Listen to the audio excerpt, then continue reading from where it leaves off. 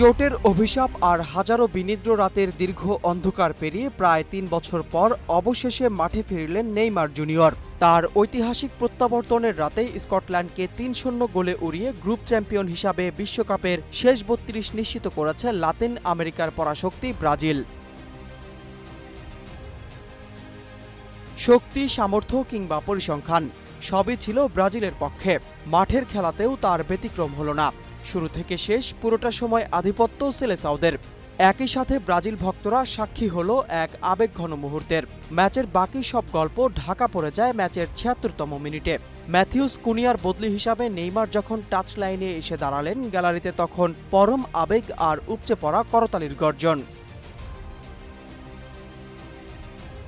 নেইমারের জাদুকরী পায়ের ছোঁয়ায় বল যেন প্রাণ ফিরে পেল, আর গ্যালারিতে থাকা হাজারো ভক্তের চোখ ভিজল আনন্দ অশ্রুতে।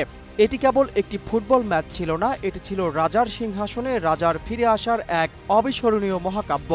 নেইমারের সতীর্থরাও মাঠের ক্যানভাসে এঁকেছেন সাম্বার নিখুঁত ছবি।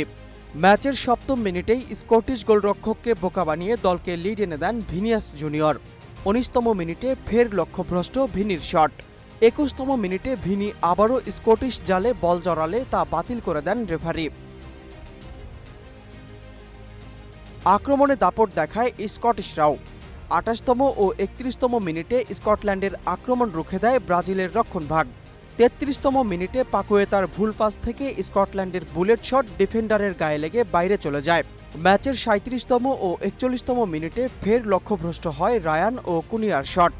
৪৪তম মিনিটে কুনিয়ার ফ্লিক শট গোললাইন থেকে ক্লিয়ার করে স্কটল্যান্ড। প্রথমার্ধের যোগ করা সময়ের দ্বিতীয় মিনিটে দারুণ ব্লকে ব্রাজিলকে রক্ষা করেন ক্যাসেমিরো। এর ঠিক পরের মিনিটে ব্রুনো গিমারায়েসের অসাধারণ ক্রসে বাতাসে ভেসে দুর্দান্ত হেডে নিজের জোড়া গোল পূর্ণ করেন ভিনি। যোগ করা অতিরিক্ত সময়ের শেষ মিনিটে রায়ান সুযোগ হাতছাড়া করলে ২-০ স্কোরে বিরতিতে যায় দুই দল। বিরতির পর ৫১তম মিনিটে ভিনির হ্যাট্রিকের সুযোগ ভেস্তে দেন স্কটিশ গোলকিপার। ৫৩তম মিনিটে দানিলোর দক্ষতায় আবারও পার পায় ব্রাজিলের রক্ষণভাগ। ম্যাচের ৬০তম মিনিটে ব্রুনোর পাস থেকে দুই ডিফেন্ডারকে বোকা বানিয়ে দলের তৃতীয় গোলটি করেন ম্যাথিউস কুনিয়া।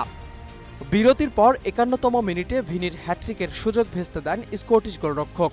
ম্যাচের ৬৩তম ও ৬৪তম মিনিটে লুইস ফার্গুসনের ফ্রি কিক এবং স্কট ম্যাকটমিনের শট দারুণভাবে রুখে দিয়ে জাল অক্ষত রাখেন ব্রাজিলিয়ান গোলরক্ষক অ্যালিসন বেকার। গ্রুপ পর্বের ৩ ম্যাচ শেষে ২ জয় ও ১ ড্রয়ে ৭ পয়েন্ট নিয়ে টেবিলের শীর্ষে সেলেসাওরা। সমান ৭ পয়েন্ট পেয়েও গোল ব্যবধানে পিছিয়ে থেকে ২ নম্বরে থেকে নকআউটে গেল মরক্কো।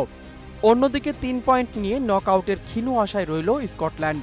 আর কোনো পয়েন্ট ছাড়াই বিদায় নিল হাইতি। নূর ইসলাম, নিউজ ডেস্ক, গ্লোবাল টেলিভিশন।